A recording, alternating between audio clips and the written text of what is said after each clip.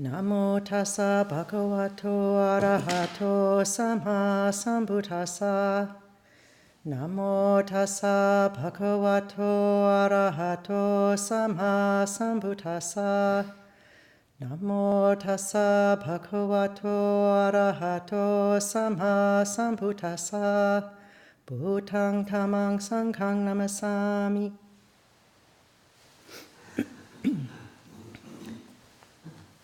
So I haven't heard most of the readings, but I don't think anybody's done this, but if they have, I apologize. I had a hard time finding something, and then I remembered the reliability of Ajahn Sucitto. So this is from his blog, and it's from Sunday, August 27th of last year. And it's practice notes, Mindfulness of Death. And he starts off with two quotes from the suttas. The first one is Anguttara 8:74.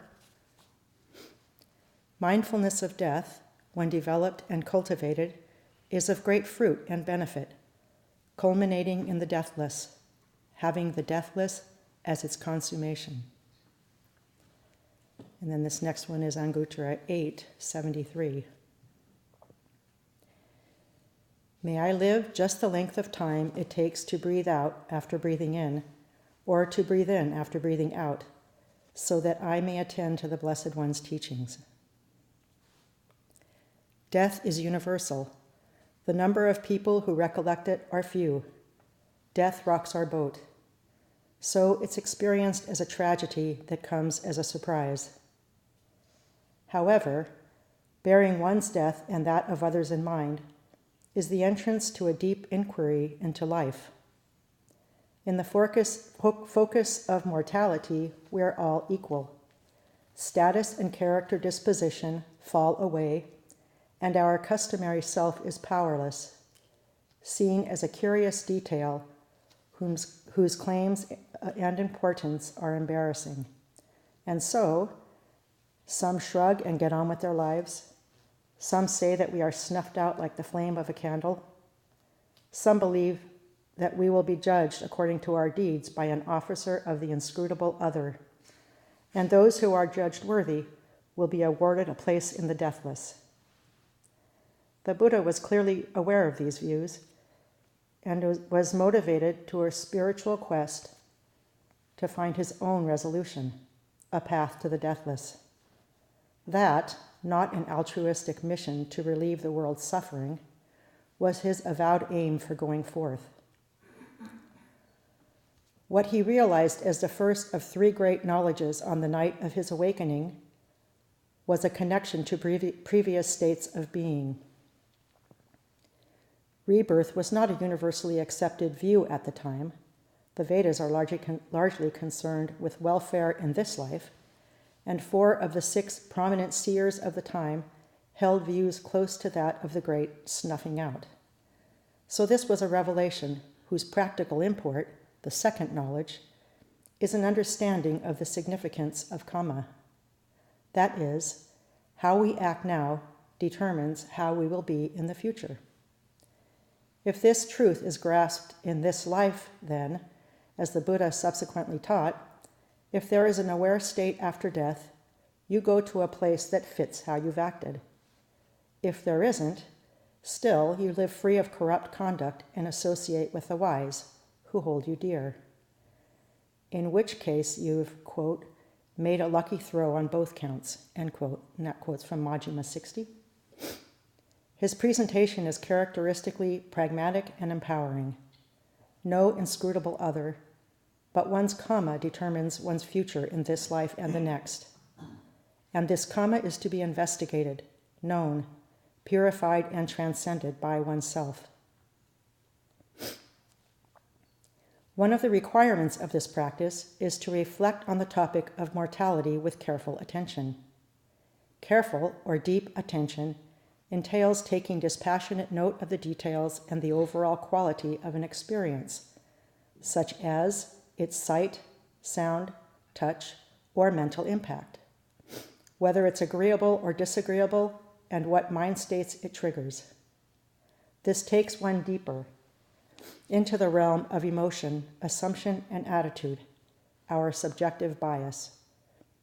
This bias, the favoring and phobias, inclinations and addictions that cluster around, nudge, and even become myself, are residual tendencies. They will direct our actions, and thus ingrain and perpetuate themselves. The nub of this is whether these tendencies have been acquired through our own intentions or installed via that programming of others. They become material for our karma and our future. As Barack Obama recently tweeted, quote, "No one is born hating another person because of the color of his skin or his background or his religion," end quote. But plenty of people pick up the habit. Yes, there is karma that's based on the beliefs of others, and we can act that out. So karma, although it's transpersonal, certainly creates us and how we see others. Hence, the imperative is to clear it. This can't be done through the self-mechanism that karmic tendencies have formed. This is where mindfulness of death can help. Bearing our death as witness, we can attend to acquired tendencies as they are, without struggling or judgment. Beneath their mobile voices and scenarios, why am I like this? What should I do? How do people see me? Does that mean she really likes me a lot? What approach is best for my work, etc., are the instincts for self-definition and reclamation. But death isn't interested in that. So attention settles onto the direct and incontrovertible cause of what's stirring the mind. One is regretful, annoyed, anxious, or desirous. Either that or one is grateful and equanimous, and the stirring subsides. The presence of death, then, offers a check-in with one's karma. If I am to die on the next outbreath, what do I need to do? What am I going to do about that mind state?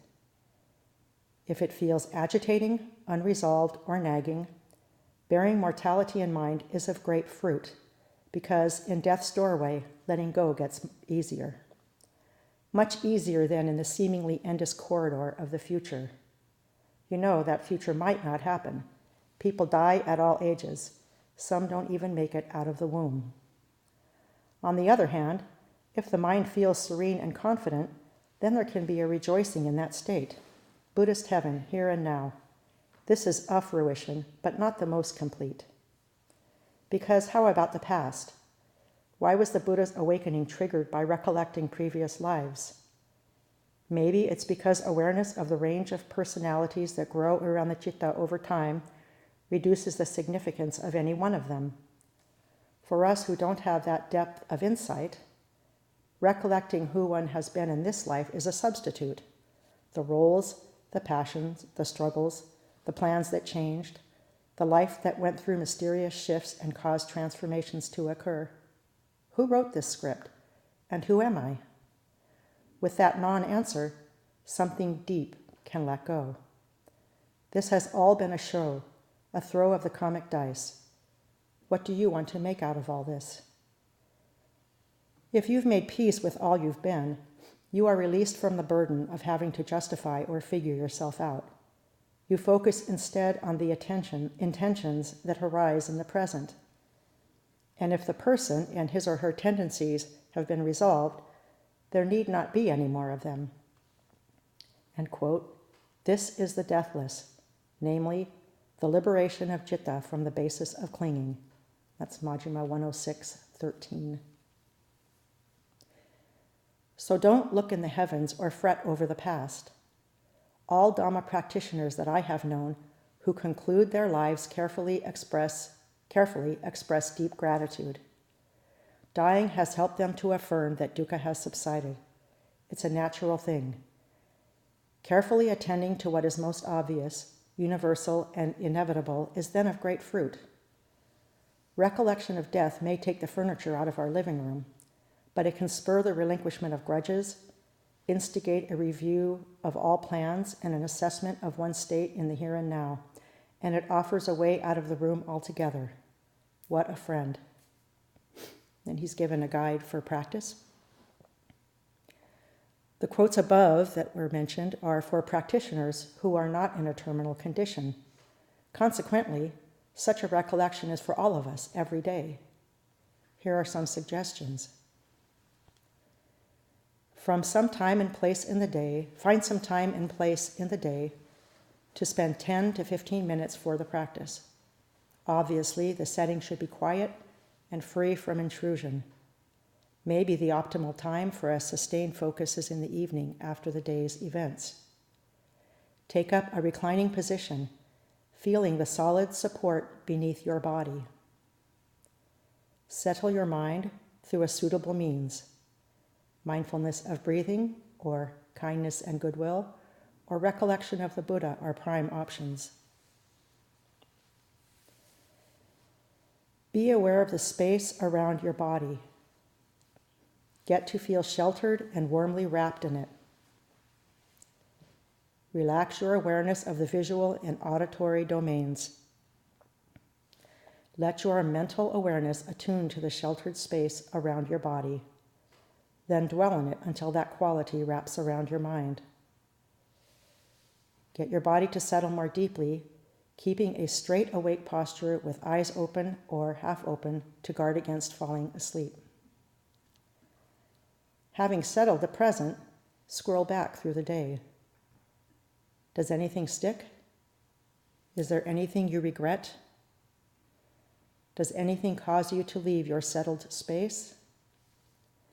Taking that aware space around your mind as a foundation, contemplate the daily events. What's worth dwelling on? Can you bring to mind any events to feel grateful for, or any non-events to feel relieved by? As for the difficulties, can you let them really be the past of a someone who's passed? Notice what qualities and values arise as you do that. Let these qualities come to the fore. You may give them names like compassion, patience, truthfulness, or just notice them as heart energies that keep you settled and open. As personally verified qualities, these are worth more than a mountain of ideals and theories. They enrich your aware space. Consider your life as fieldwork in cultivating real value.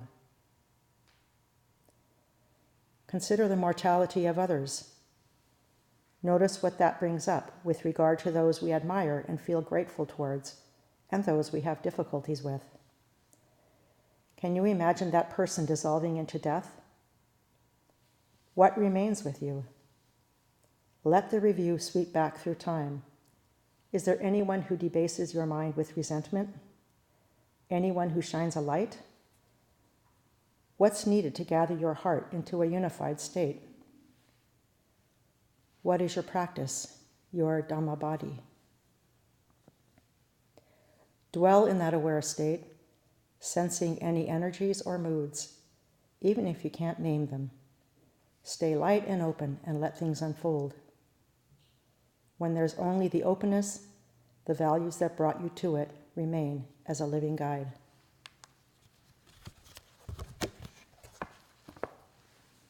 Sandamayang Dhammakitaya Sadhukaram Dadamase. Sadhu, sadhu, sadhu.